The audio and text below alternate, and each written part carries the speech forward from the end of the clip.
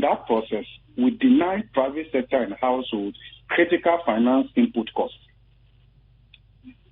So put all of that together, and you come to the conclusion that a Bank of Ghana has not done well in all of this. To be very honest with you, that is my position.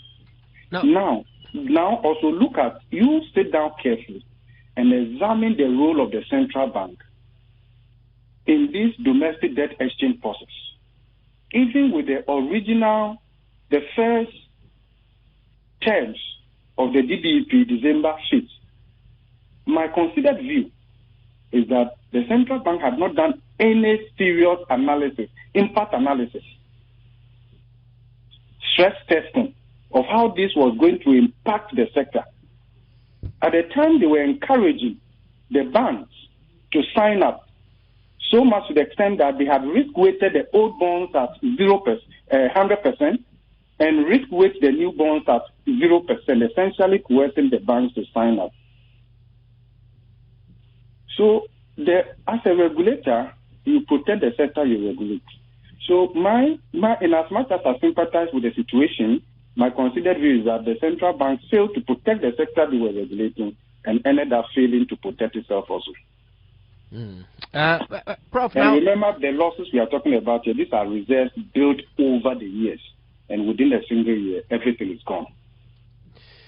Prof, we are told that they didn't print any new money or create any new money, since sometimes it's electronically done.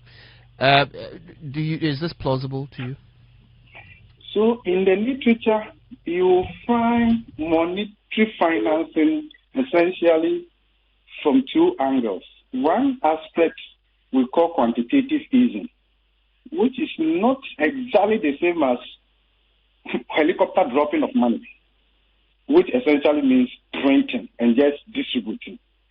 But there is an inflationary outcome, inflationary pressure that you create by that process, especially if that injection does not go to the productive sectors of the economy. You create that inflationary process. And I'm sure when you read the IMF supported program and other documents, you will see how that had ensured that inflation was way up there and the policy rate was way behind, right? And given also the fact that the fiscal side wasn't responding appropriately, obviously, the outcome can no longer be unexpected. And Prof, I want to talk to you about the calls for the governor and his deputies to resign by the minority. Do you think this is just? I had said this a little earlier before the minority came into the picture. So my position, whatever I say now, is not to support them or to oppose their position, but as a professional and academic, I have held a view that professionally, I felt long ago that the governor should have resigned, or perhaps should resign, because it just doesn't speak well. Overall, it doesn't lend to building institutions, strong institutions as checks and balances. And I think that, and I'm saying this because it's my disappointment, because I have so much respect for the governors. I mean, just look at where they've worked, their CV, their qualification, their experience, their exposure. So I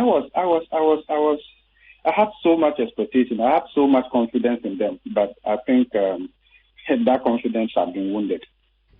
If you're just joining us, we're talking to Professor Godfred Bokpin. He's a professor of finance at the University of Ghana. He's analyzing the governor of the Bank of Ghana's statement yesterday regarding what led to the 60 billion Ghana cedi losses and the construction of a $220 million headquarters. Yes, so Prof, I mean, let's look at one thing. Yes, the governor has talked about it. He's talked about how they are very policy solvent. But let's look at what this could have, the impact it could have on the financial sector and by extension the economy. What the losses that the Bank of Ghana has incurred, finally. Look, you know, we have said before that this very act and its publication now exposes the central bank to public opinion and public analysis in a way that we have not seen before. So today, the central bank is being discussed literally, not even as an AOB, as an agenda item. Okay. And then also, if you look at what has happened, some of the expenditure items and all of that, actually, it undermines the confidence that we all have in the central bank. That is one key thing. You know, the essence of regulation is to generate trust. In assessing the market value of trust, it's more obvious in its absence.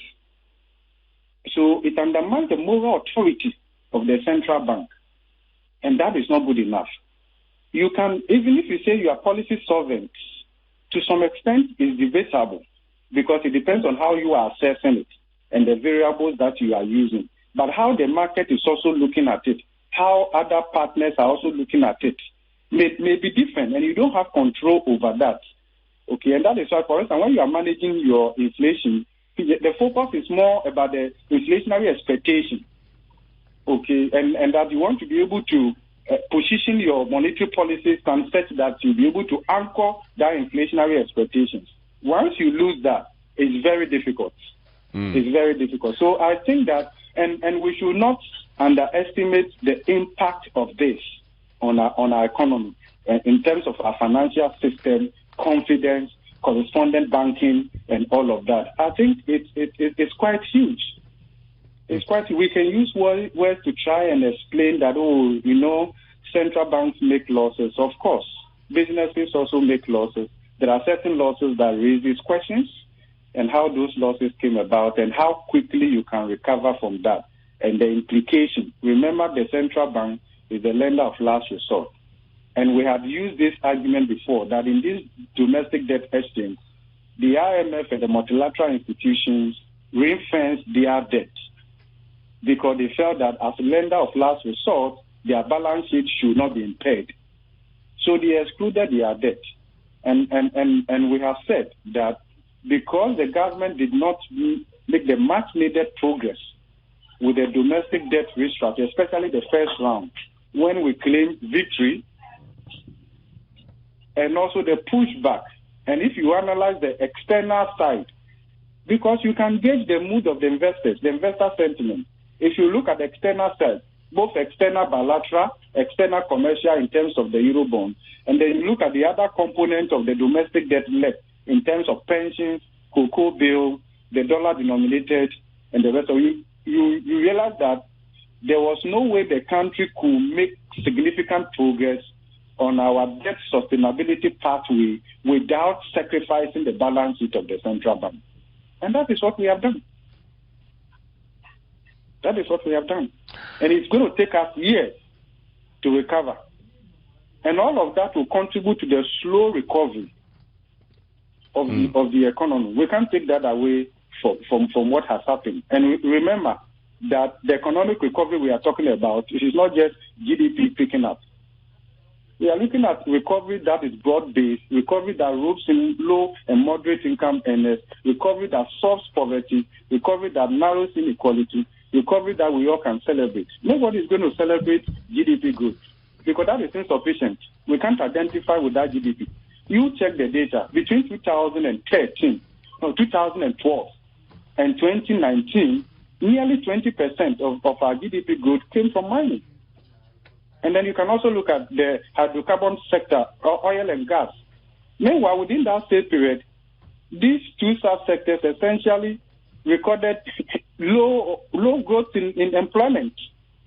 So where is the employment dimension of the growth process? That is lacking. Okay, and then look at the horizon. The UN, the World Bank are telling us that our population by 2040 will be 45 million. 58% of that population will be less than 30 years. They probably will be exiting our free senior high school half-baked. Quantity, we have checked the box. Quality-wise, we are in doubt. Not even that we are in doubt. It's not there. And all of that. And all of them will be entering the labor market. And the World Bank is telling us that from now to 2040, Ghana needs to create 10 million decent jobs, especially in the formal wage economy. The question we need to ask ourselves is, how do we create that? with the system that we are putting in place right now, with the way we are going. We will be unique to expect a different outcome by doing these things and then expecting that certainly inclusive growth and development will just drop down from the sky. Okay?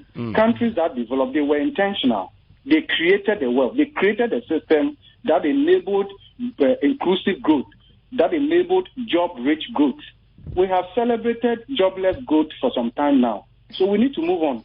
The fixation over GDP is over. Okay. We need to look at critical key performance indicators that is contextualized, that reflect the dynamics of our society, the population structure. Currently, we have revised our GDP growth to 1.5%. The population growth rate is around 2%. Technically, our economy is in recession. How do you explain that? Prof, thank you very much for joining us this morning. We're very grateful to you. We'll come back to you later. That's Professor Godfred Bokpin, who is Professor of Finance at the University of Ghana Business School.